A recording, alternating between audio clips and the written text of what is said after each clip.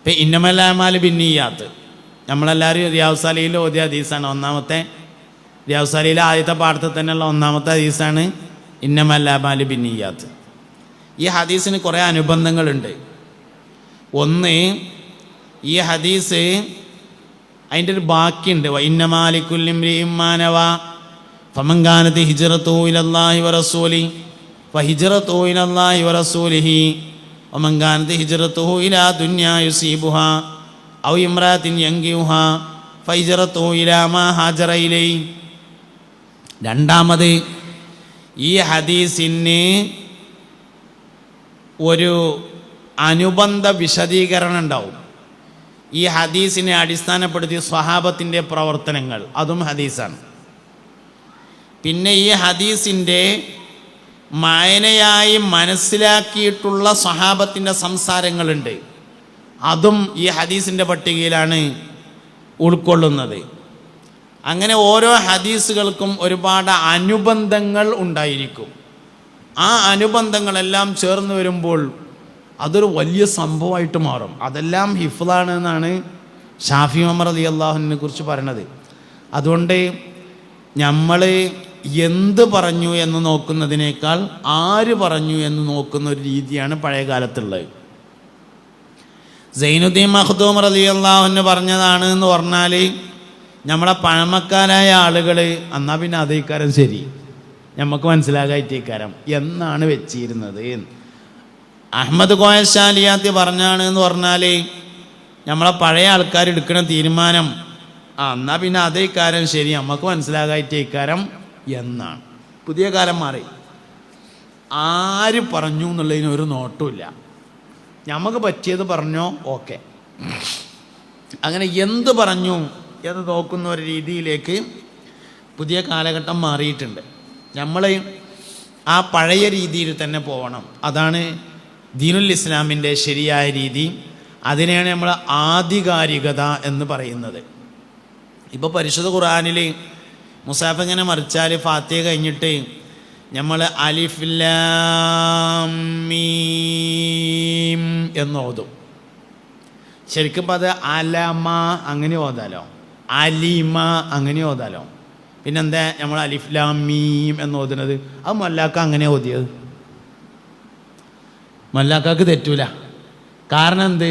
മൊല്ലാക്കാൻ്റെ മൊല്ലാക്കാക്ക് തെറ്റൂല. അതുകൊണ്ട് ആ മൊല്ലാക്കാക്ക് തെറ്റൂല. എന്തുകൊണ്ട്? അതിൻ്റെ മേലത്തെ മൊല്ലാക്കാക്ക് തെറ്റൂല. അതുകൊണ്ട് മഖ്ദൂം തങ്ങൾക്ക് തെറ്റൂല. എന്തുകൊണ്ട്? ഇബ്നു ഹജറുൽ ഹൈതമിക്ക് തെറ്റൂല. അതുകൊണ്ട് ഇബ്നു ഹജറുൽ ഹൈതമിക്ക് തെറ്റൂല. എന്തുകൊണ്ട്? നവവി ഇമാമിന് തെറ്റൂല.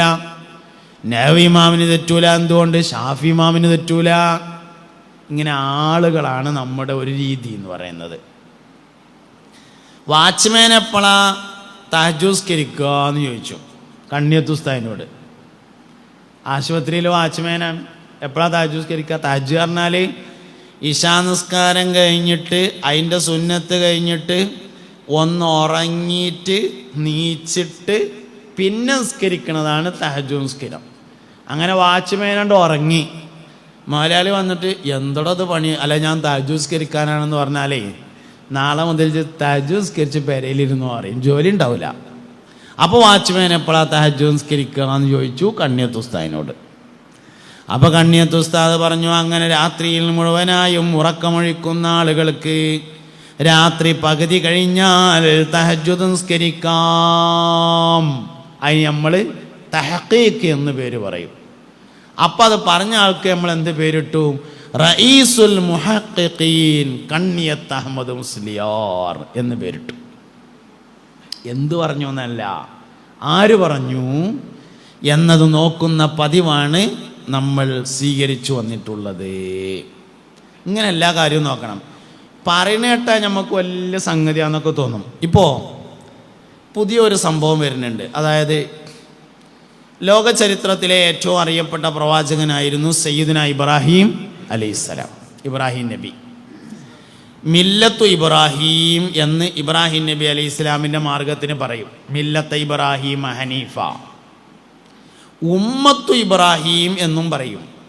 ഇന്ന ഇബ്രാഹിമ കാന ഉമ്മത്തൻ വാഹിദ. തീർച്ചയായും ഇബ്രാഹിം നബി അലൈഹി ഇസ്ലാം ഒറ്റയ്ക്കൊരു സമുദായമായിരുന്നു. ചില വാക്കുകൾ അതിൻ്റെ യഥാർത്ഥ ഭാഗത്തു നിന്ന് തെറ്റിക്കുന്നുണ്ട്. അതിൽപ്പെട്ടതാണ് മില്ലത്ത്, ഉമ്മത്ത് തുടങ്ങിയ വാക്കുകൾ അതിൻ്റെ യാഥാർത്ഥ്യങ്ങളിൽ നിന്ന് തെറ്റിക്കാൻ വേണ്ടി ചിലർ ശ്രമിക്കുന്നുണ്ട്. ഇബ്രാഹിം നബി അലൈഹി ഇസ്ലാം ലോക ചരിത്രത്തിൽ ഇസ്ലാമിക ദഅവത്തിന് വേണ്ടി ഏറ്റവും കൂടുതൽ നടന്നൊരു മനുഷ്യനാണ്. നടന്ന് കാല് തേഞ്ഞിട്ടുണ്ട്. സയ്യിദുനാ ഇബ്രാഹിം നബി അലൈഹി ഇസ്ലാമിന് 2 മക്കളാണ്. ഇസ്മായിൽ അലൈഹി ഇസ്ലാമും സയ്യിദുനാ ഇസ്ഹാഖ് നബി അലൈഹി ഇസ്ലാമും. ഇസ്മായിൽ അലൈഹി ഇസ്ലാം ഹാജറ ബീവിയും മക്കയിലേക്ക് താമസം മാറി. ഇബ്രാഹിം നബി അലൈഹി ഇസ്ലാം മക്കയിൽ കൊണ്ടുവന്ന് ഹാജറ ബീവിയെയും ഇസ്മായിൽ അലൈഹി ഇസ്ലാമിനെയും താമസിപ്പിച്ചു. അങ്ങനെ ഇസ്മായിൽ അലൈഹി ഇസ്ലാം വളർന്ന് മക്കയിൽ വന്ന് താമസമാക്കിയ ഒരു കച്ചവടക്കാരിൽ നിന്ന് ആദ്യൊരു കല്യാണം കഴിച്ചു. വാപ്പാൻ്റെ നിർദ്ദേശത്തെ തുടർന്ന് ആ സ്ത്രീയെ മൊഴി ചൊല്ലി രണ്ടാമതൊരു കല്യാണം കഴിച്ചു. അതിൽ മക്കളുണ്ടായി. അങ്ങനെ മക്കയിൽ ജനവാസം അധികരിച്ചു. ഇസ്മായിൽ അലൈഹി ഇസ്ലാമിൻ്റെ സന്താന പരമ്പരയാണ് മക്കയിൽ ഭൂരിഭാഗവും ഉള്ളത്. ഇസ്ഹാഖ് നബി അലൈഹി ഇസ്ലാമിൻ്റെ മകനാണ് സയ്യിദുനാ യാക്കൂബ് അലൈഹിസ്സലാം. യാക്കൂബ് നബി അലൈഹി ഇസ്ലാമിന് ഇസ്രായേൽ എന്ന ഒരു ഓമനപ്പേരുണ്ടായിരുന്നു. ഇസ്ർ എന്ന് പറഞ്ഞാൽ അബ്ദ് എന്നും ഈൽ എന്ന് പറഞ്ഞാൽ അള്ളാഹു എന്നുമാണ് അർത്ഥം. അപ്പം ഇസ്രായേൽ എന്ന് പറഞ്ഞാൽ അബ്ദുല്ലാ എന്നാണ് അറബിയിൽ അതിൻ്റെ അർത്ഥം. അത് അറബി അല്ലാത്ത അനറബി ഭാഷയാണ് ഇസ്രായേൽ എന്നത്. യാക്കൂബ് നബി അലൈഹി ഇസ്ലാമിൻ്റെ ഓമനപ്പേരാണ് ഇസ്രായേൽ. യാക്കൂബ് നബി അലൈഹി ഇസ്ലാമിൻ്റെ സന്താന പരമ്പരയാണ് ബനു ഇസ്രായേൽ. ലോകത്ത് വന്ന 99% അമ്പിയാക്കളും ബനു ഇസ്രായേലിലാണ്. അതായത് ഇസ്ഹാഖ് നബി അലൈഹി ഇസ്ലാമിൻ്റെ സന്താന പരമ്പരയിലാണ്. ഇസ്ഹാഖ് നബിയുടെ മകനാണ് യാക്കൂബ് നബി അലൈഹി ഇസ്ലാം.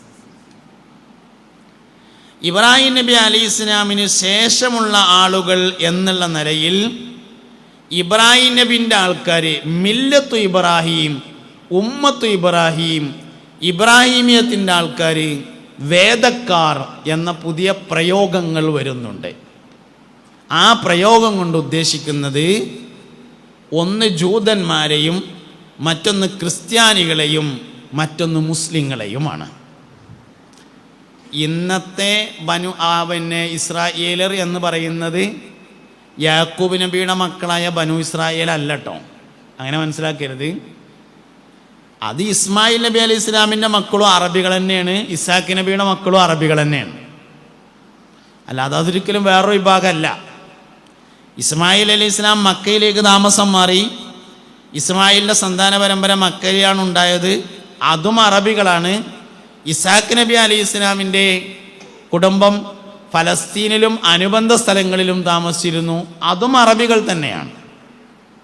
ഇന്നത്തെ ഇസ്രായേലർ എന്ന് പറയുന്നത് ലോകത്തിൻ്റെ വിവിധങ്ങളായ ഭാഗങ്ങളിൽ നിന്ന് ഇസ്രായേലിലേക്ക് കുടിയേറി താമസിച്ചിട്ടുള്ള ജൂതന്മാരാണ്.